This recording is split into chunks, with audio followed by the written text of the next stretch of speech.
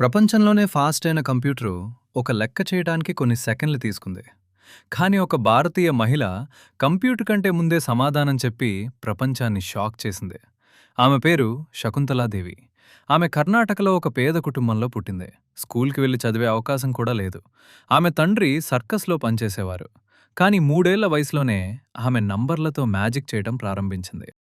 1980లో లండన్లోని ఇంపీరియల్ కాలేజ్లో ఒక పెద్ద ఛాలెంజ్ జరిగింది.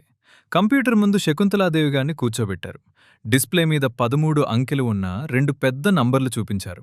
వాటిని గుణించడం చాలా కష్టం. కంప్యూటర్ ప్రాసెసింగ్ ప్రారంభించింది. కానీ కేవలం 28 సెకండ్లలోనే శకుంతలాదేవి గారు మొత్తం సమాధానం చెప్పేశారు. కంప్యూటర్ కంటే ఆమె మెదడు వేగంగా పనిచేసింది.